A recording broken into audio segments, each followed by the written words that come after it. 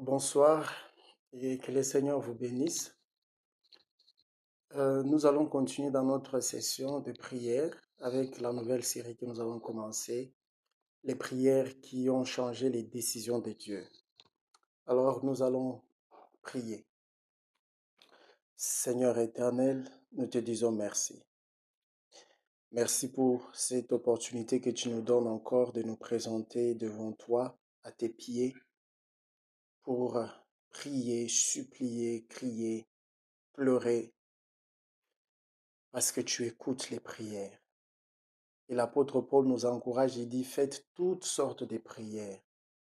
Nous pouvons pleurer dans la prière, nous pouvons crier, nous pouvons chanter, nous pouvons faire beaucoup de choses dans la prière. La position n'est pas recommandée. Nous n'avons pas besoin de regarder à l'est ou à l'ouest, au nord ou au sud. Nous n'avons pas besoin d'une position particulière. Nous pouvons t'invoquer malgré la position. Nous pouvons être assis, debout, couchés, marchant. Tu écoutes, Seigneur. Et merci pour cette nouvelle occasion. Nous allons encore t'invoquer. Nous croyons que tu vas nous exaucer. Hier, nous avions dit, Caïn a prié et tu as écouté. Nous y croyons. Et nous croyons que tu nous écoutes aussi et tu vas encore nous écouter. Pour ta gloire et pour notre bien. Au nom de Jésus. Amen. Que le Seigneur vous bénisse. Je vais lire rapidement 2 Chroniques, chapitre 33. Je veux lire quelques versets seulement et vous pouvez lire un peu beaucoup plus. Je veux lire le verset 1 et 2. Je veux lire une partie du verset 6. Je veux lire 11 à 13. Je veux lire rapidement. Manassé avait 12 ans lorsqu'il devint roi et il régna 55 ans à Jérusalem. Il fit ce qui est mal aux yeux de l'Éternel, selon les abominations des nations que l'Éternel avait chassées devant les enfants de l'Éternel. Retenez ça, il fit ce qui est mal aux yeux de l'Éternel, selon les abominations des nations que l'Éternel avait chassées devant les enfants d'Israël. Donc il a repris les causes qui ont poussé Dieu à chasser d'autres nations. Lui, il a reproduit ça. Le verset 6, mais la dernière phrase, la Bible dit, il s'agit toujours de Manassé, il fit de plus en plus ce qui est mal aux yeux de l'Éternel, afin de l'irriter. Cet homme n'agissait pas comme un fou, il savait ce qu'il faisait et il avait des buts. Il voulait irriter Dieu, porter Dieu à se mettre en colère. Le verset 11, son but est presque atteint. La Bible dit, alors l'Éternel fit venir contre eux les chefs de l'armée du roi d'Assyrie, qui saisirent Manassé et les mirent dans les fers. Ils les lièrent avec des chaînes d'airain et les menèrent à Babylone. Verset 12. Lorsqu'il fut dans la détresse, il implora l'Éternel, son Dieu. Et il s'humilia profondément devant les dieux de ses pères. Verset 13. Il lui adressa ses prières. Et l'Éternel, se laissant fléchir, exauça ses supplications et les ramena à Jérusalem dans son royaume. Et Manassé reconnut que l'Éternel est Dieu. Gloire à Dieu et merci pour votre présence. Merci de vous joindre à nous et merci de prier. C'est le plus important ici. Nous voulons nous encourager mutuellement à la prière. Hier, nous avons parlé de la prière des Caïens. Je sais que ce message a un peu secoué la théologie de plusieurs. Ce n'était pas ça le but. Le but, c'était de voir les fleurs du mal, les fleurs ou les valeurs qui étaient dans cet homme qu'on nous a dépeint depuis des années comme seulement meurtrier. Mais pourtant, cet homme n'était pas seulement meurtrier, il avait fait aussi des choses qui peuvent nous inspirer. Bien-aimés, vous savez, aujourd'hui, naturellement, nous tous, nous sommes passés par l'enfance, pour ceux qui sont déjà adultes. Quand nous étions enfants, quand tu as commis une bêtise, toi-même, tu commences à te cacher. Tu veux éviter la face des parents, la face de la maman, la face du papa. Tu te caches toi-même. Et cela arrive très souvent dans les églises aujourd'hui. Quelqu'un lui-même reconnaît qu'il a fauté, il se retire de l'église, il se cache, il se comporte totalement comme Adam. La Bible dit lorsque Adam a commis le péché, Il s'est caché. C'est le réflexe. Il s'est caché et Dieu a commencé à les chercher. Et voyez Adam, quand vous le comparez avec Caïn au niveau du péché, Adam, il commet un péché, il se cache. Caïn, lui, ne s'est pas caché. Quand vous lisez le passage que j'ai donné, Caïn ne s'est pas caché. Deuxième chose, lorsque Dieu vient, il retrouve Adam et commence à lui poser des questions. Adam, il joue la carte de la défense. Il veut se défendre. Ce n'est pas moi, c'est la femme que tu as mis à côté de moi. Il veut se justifier, il veut se donner raison. Il ne veut pas prendre responsabilité, il ne veut pas assumer ses responsabilités. Mais Caïn, nous voyons un homme qui s'assume. Il ne fuit pas. Et puis, quand Dieu vient, il pose des questions, bien sûr, il a répondu avec insolence, mais il est là.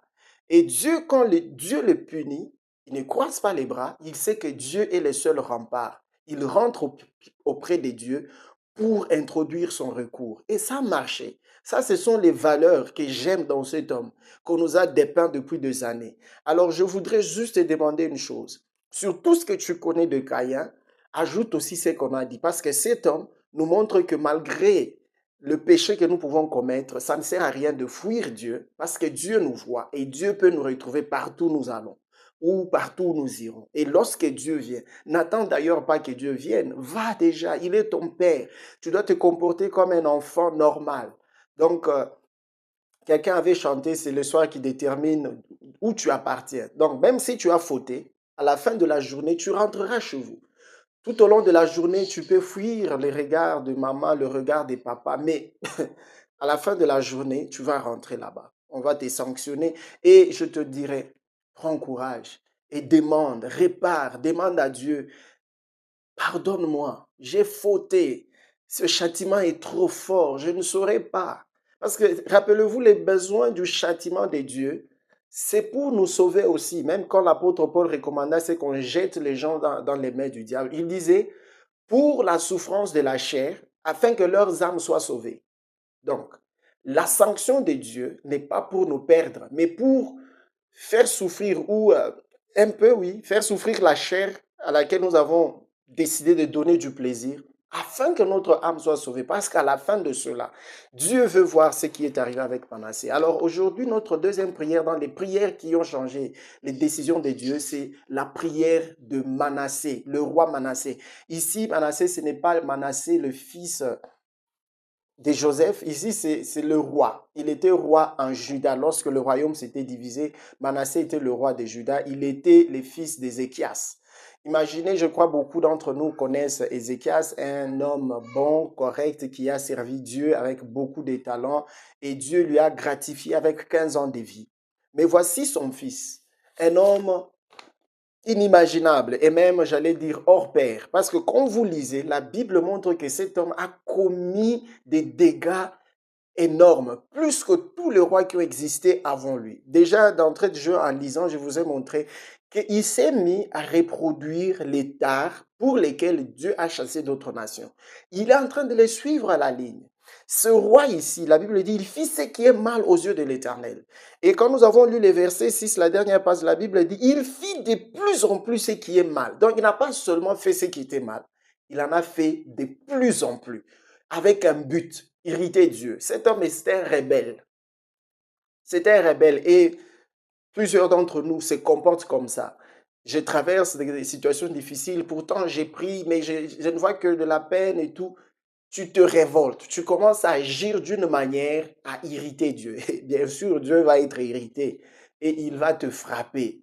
Donc déjà, je te conseille de ne pas le faire, malgré les défis que tu es en train de traverser, malgré le revers de la médaille que tu es en train de vivre, je t'encourage. Tiens encore, Dieu est un Dieu fidèle. Dieu, il va te relever, Dieu va te faire du bien. Alors, n'abandonne pas, n'essaye pas d'irriter Dieu. Alors, parlons de Manassé. Cet homme a fait de grands dégâts. Il a fait ce qu'aucun roi n'avait fait avant lui. Quand vous lisez dans les détails, on n'a pas beaucoup de temps pour rentrer dans tous les détails, mais cet homme, lui, n'a pas seulement fait les statues des Baals et des Astartés. Il a amené ça dans le temple de Dieu. C'est là où il a placé ça. Les statuettes, toutes ces structures, ça s'est passé dans le temple. Il a amené les gens qui invoquaient le mort, les gens qui faisaient la divination, il leur a donné des chambres dans les temples. On invoquait d'autres dieux, on adorait les dieux soleil, mais dans le temple des dieux d'Israël, le temple bâti par Salomon. Donc cet homme, c'était un rebelle hors pair. Il a su vraiment comment irriter Dieu. Et il a fait. Et Dieu était irrité. Mais avant que Dieu ne s'irrite, Dieu a envoyé des messages. Quand vous lisez le verset 10, la Bible dit, l'Éternel parla à Manassé et à son peuple et ils n'y firent point attention. Rappelez-vous, on a dit aussi de Caïn. Dieu lui a dit, les péchés se couchent à ta porte. Mais il n'a pas fait attention à ça. Il n'a pas fait attention à ça.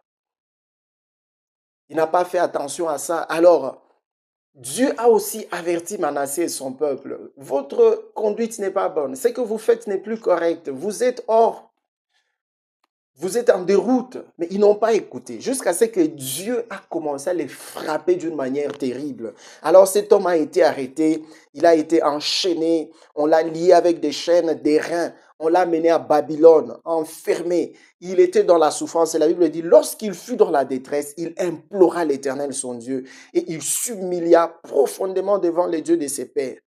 Il lui adressa des prières, et l'Éternel s'est laissé fléchir. J'aime toujours cette phrase.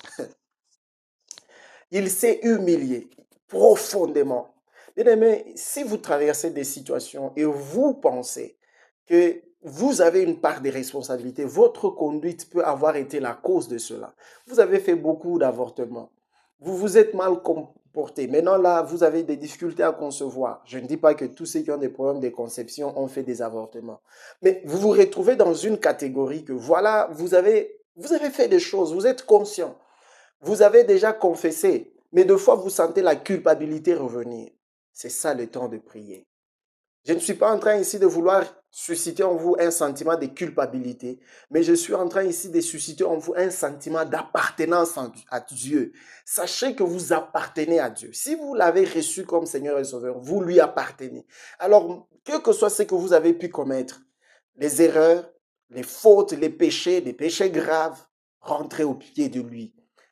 Humiliez-vous profondément. Priez.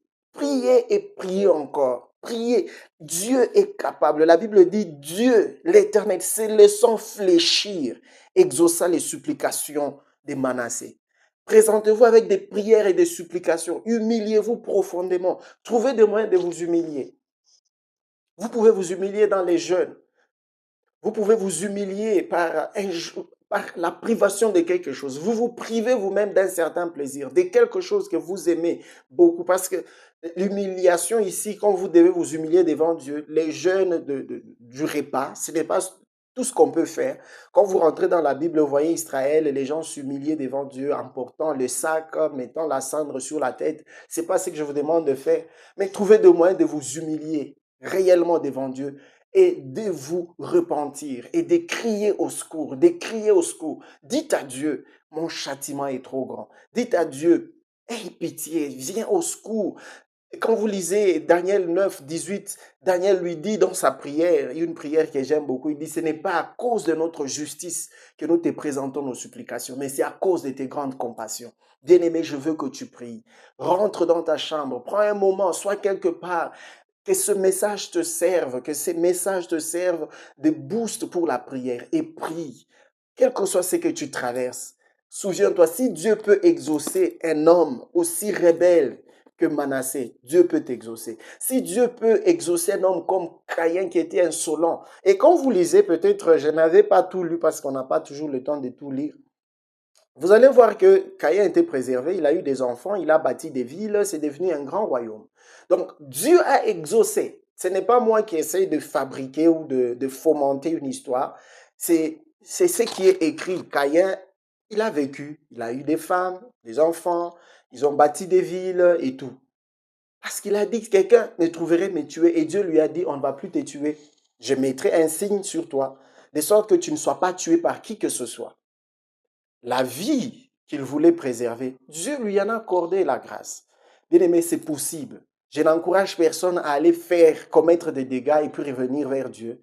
Mais je suis ici en train d'encourager celui qui reconnaît dans son passé des dégâts, il reconnaît dans son passé des dérapages, Il reconnaît que dans ce qu'il vit aujourd'hui, il y a une part de ses responsabilités, d'une conduite qui n'était pas correcte, de rentrer vers Dieu. Je te dis, Dieu va se laisser fléchir par tes prières. Dieu va se laisser fléchir par tes supplications. Il va t'exaucer. Il va changer des choses. Et la Bible dit, Dieu se laissant fléchir, exauça la prière ou les supplications et les ramena à Jérusalem. Parce qu'on l'avait enchaîné, on l'avait emporté à Babylone.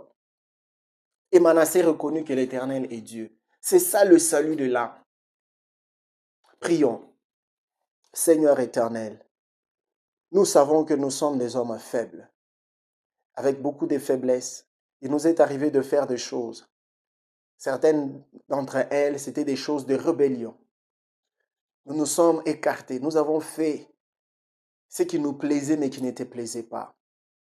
Seigneur, mais nous revenons profondément nous humilier au-devant de toi. À tes pieds, nous nous jetons et nous te supplions.